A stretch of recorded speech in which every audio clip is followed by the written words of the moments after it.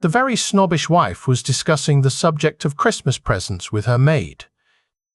"Now what about the butler?" Mr. Rich Woman said.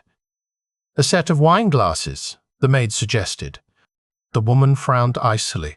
"He doesn't really need that. A butler never entertains. He'll get a tie." The maid grimaced, but said only, "What about a dress for Jenny, the serving girl?" The woman frowned again. "She doesn't really need a new dress. She'll only get in trouble. We'll get her another apron." The conversation continued in the same vein, and the maid was chafing at her employer's arrogance when they reached her husband. "I assume you want to get him something he really needs, madam?" the maid replied. "Of course," the woman replied. "Then what about 3 more inches?" said the maid. The interviewer examined the job application, then turned to the prospective employee. "I see you have put ASAP down for the date you are available to start. However, I see you've written down AMAP for required salary. I don't believe I'm aware of what that means." The applicant replied, "As much as possible." A woman goes into a tattoo parlor and tells the tattoo artist she wants a portrait of Brad Pitt on the inside of her left thigh and a portrait of Johnny Depp on the inside of her right thigh. She spreads her legs, and the artist tattoos the 2 portraits on her thighs.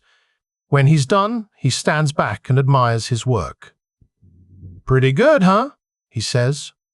The woman looks down and says, "That doesn't look anything like Brad or Johnny." The tattoo artist disagrees and suggests they get a second opinion. So he steps outside, grabs a guy off the street, and pulls him into the tattoo parlor.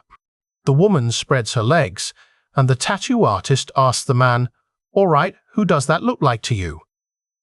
The man stares at the woman's loins for a long time, and finally he says, "Well, I don't know who the guys on the left and right are, but that fella's in the middle has got to be Willie Nelson."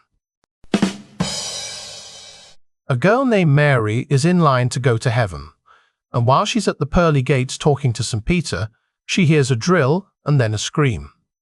She asks, "What's that?" St. Peter replies, "Oh, that's just an angel getting her halo fitted." The woman thinks about it and then starts to talk to him again. Then she hears another scream and asks, "What's that?"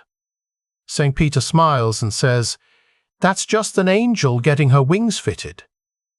She says, I'm going to hell." St. Peter says, "But you," and before he can finish, she just smiles and says, "At least I have the holes for that."